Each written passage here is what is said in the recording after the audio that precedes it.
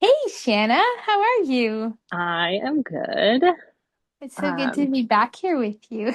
I know. I'm excited that we're going to have regular chats again. Oh, me too. And this time we are talking all about purity culture. Um, Yeah, that's a big subject.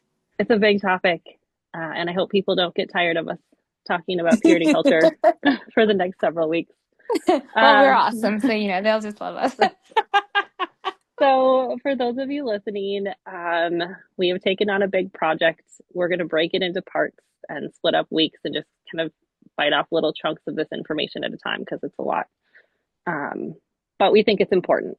So, Tina, do you want to talk a little bit about like why you want to do this project about purity culture or how purity culture first came up for you in the last few years? Yeah, I do. Yeah, like so. One of the things I remember years ago, I went on a cruise with a bunch of professing ladies, and one of the professing ladies who was at the time probably one of my closest friends, and unfortunately, with the whole thing of me leaving meetings, that she can't handle that right now, so that's fine. But I remember her talking about her son, and he had dated a girl who was outside, and she talked about her taking a vow of chastity, and I was like, Hmm. "What is that?" Like, I live in like Southern Ontario. We're not part of like it's a foreign concept to us. I'm like, what Hmm. is that? But then, like, because like I'm a two by two and whatever, I'm like, oh, that's kind of neat. Mm-hmm. Anyway, he ended up breaking up with her and marrying a professing girl. But then I was sort of curious about that. But one of Hmm. the things that has become very real to me in the last few months, maybe longer, probably longer, maybe the last year, I've watched, different podcasts and different interviews with other high control religions where people have stepped away, and the language is so similar. So even though I think with me, what really struck me was the fact that even though we would never use the term purity culture or chastity or any of those Hmm. terms or whatever. It was like, but this was our lived experience. Like we might not have been using the same words Hmm. to describe it, but that was our lived experience Yeah. without a doubt. So yeah, Yeah. it's been really real to me, and just the fact too, like one of the things I have become, it's almost like in leaving I realized that we were not nearly as special as we thought we Mm. were. Because when I watch like a special, well, like, people, like, there's so much now about deconstruction. So you see like the Southern Baptists and, the Mormons and all of those, and I hear them, and I literally posted a video today in the X2 by 2 chat about from Alyssa Grenfell, who was a Mormon, Hmm. and like the verses, the lines they used were just exactly lines that the workers would have used for us. So purity culture, I feel Yeah. like, is exactly that for like that. Even though we don't particularly use the term purity Hmm. culture, there's so many similarities between Yeah. how all of us were raised. That's a very good point. And I don't think I'd ever heard the term purity culture until sometime in the last year, maybe. Yeah, I Listening would to agree with you. podcasts like you, Yeah. I think it's been sprinkled in there. And like Mm-hmm. you, as they talked about like what it meant for their group or their church, again, it resonated, right? Like, oh yeah, we had some of those same ideas. Um, there was a point, I think it was last fall, where I was just like, I don't remember if it was like after a therapy session or just like I was just sitting with this and it just kind of hit me. I was picturing myself as a young girl sitting in a meeting, listening to an older brother worker speak about how we should dress. Yeah. And I think all that I've been learning over the last few years about grooming and sexualizing people, it just kind of all of a sudden clicked for me that he was up there telling all of us girls what we should wear and telling us that he saw us as sexualized, right? Like we Yeah. were a sexual temptation to him. And Yeah. it was scary. I because I realized in that moment he was basically admitting that he was dangerous to us. Like if we Yeah, did the wrong that's things, he would be tempted and he hmm might do something as a result of that temptation and that we were hmm responsible for it. So when that started clicking for me, I think what happened is I realized that these weren't just like silly rules that no longer mattered, but they actually had a much, much more like profound effect on me Yes. and on the Yeah. church, right? Like it wasn't just like, oh, you have to wear dresses. Now I don't have to anymore. It was like, oh, wow, like there was just so much weight behind that, right? Yeah, absolutely. And actually, you sent me a message the other day, like about that exactly. And I was kind of, I mean, as much as I've like been reading the material that you sent me and stuff like that, I don't know, but when you actually use that term, like when a worker, a brother worker is telling these young women how to dress, he's sexualizing them. And I was like, oh my Mm-hmm. goodness, you're Yeah. absolutely 100% right.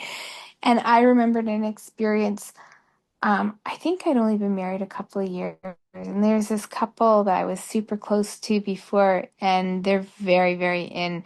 And she was telling me about a brother worker who had said something to her. He's like, oh, she was concerned about, I can't remember what it was. It was something like hair dye or something like that. And he's like, oh, don't worry about that. Just make sure they cover up here.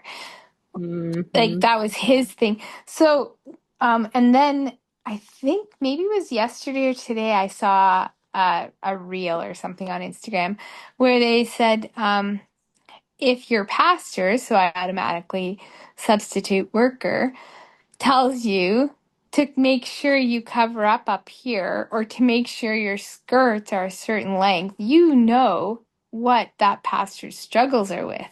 And I was like, Yeah. oh my goodness. It was kind of like this Yeah. mind-blowing And moment. it shifts the responsibility back to the person who was saying those things instead of taking that responsibility on Exactly, ourselves. Yeah. exactly. Yes.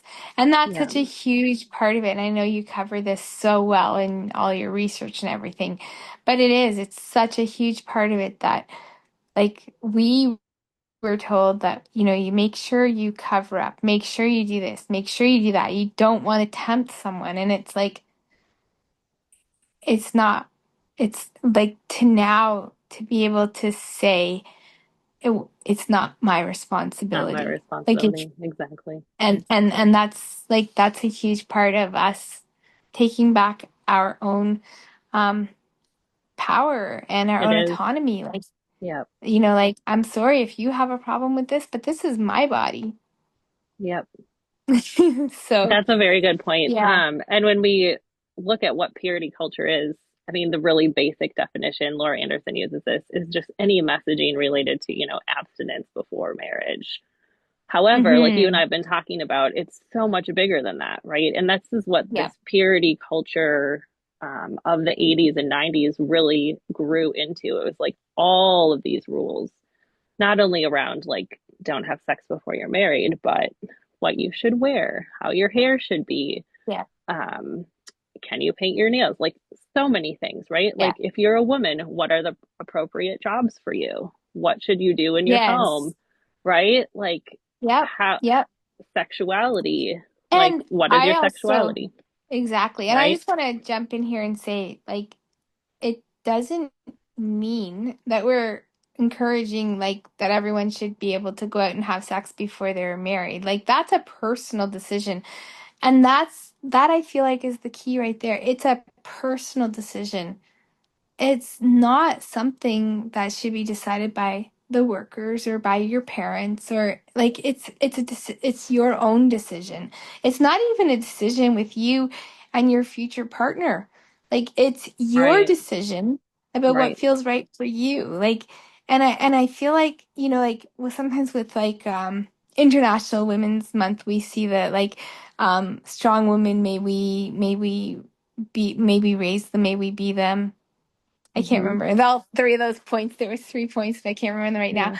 But that's it, right? Like that's how we do that. That's how we raise strong women. That's how we be strong women. We empower ourselves to make Yeah. decisions for ourselves. And if I choose for myself, obviously I'm married and happily, and Yeah. that's not a just, but like if a young woman chooses for herself that she wants to be abstinent until she knows she's met the partner, well, then that's good. And maybe that is a healthy choice, but it's your choice. That's Right. the thing. It's about Right. taking back our own choices and taking back our own autonomy. It is. And it's a developmental step as you get older, right? Like as you Mm. develop and learn about healthy sexuality and consent Yep. and what you like and what's important to you, right? Then you're empowered, which I think Hmm. we'll talk about this more later, but you're empowered to make those decisions and know how, right?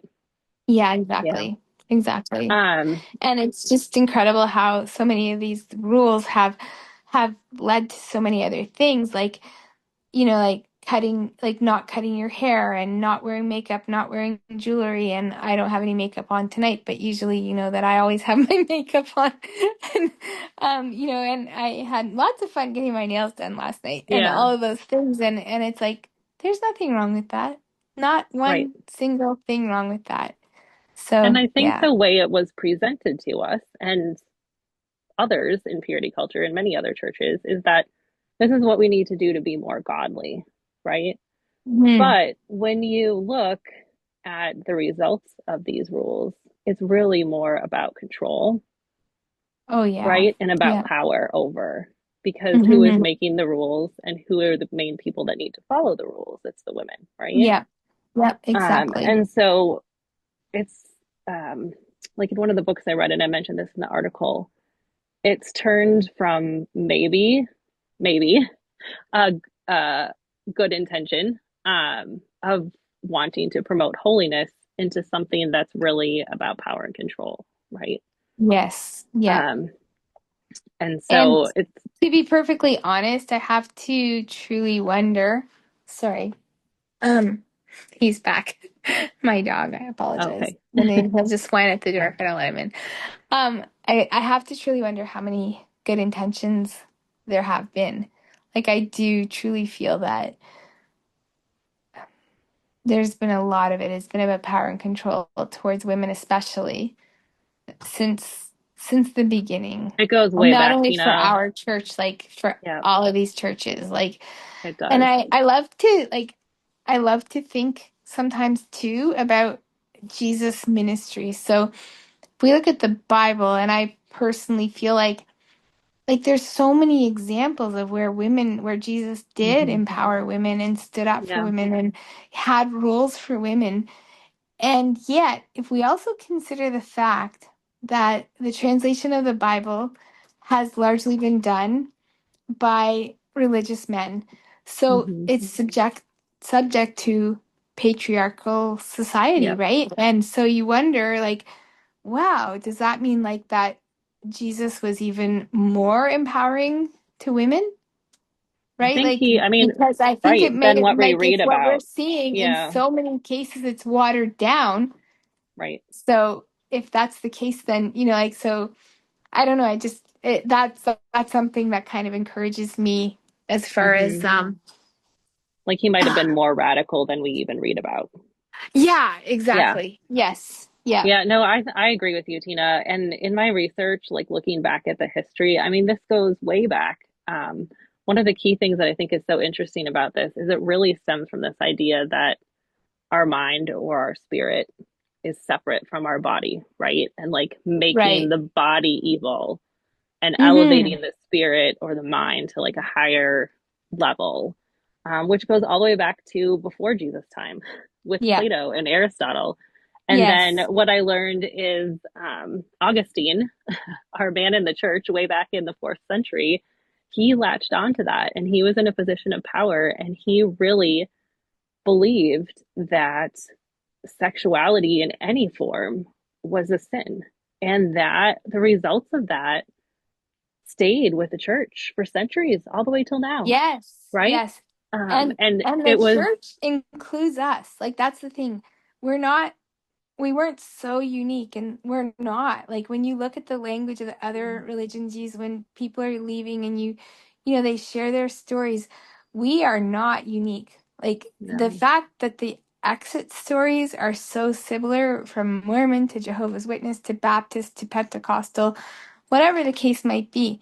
To me, that says more about exclusivity than almost anything we could say, you Yeah. know? Like, well, And look, all the all these ideas, people. they come from somewhere, right? Like Mhm. I was reading about Augustine and some of the things that he was saying about, celibacy is the best choice and you must deny yourself.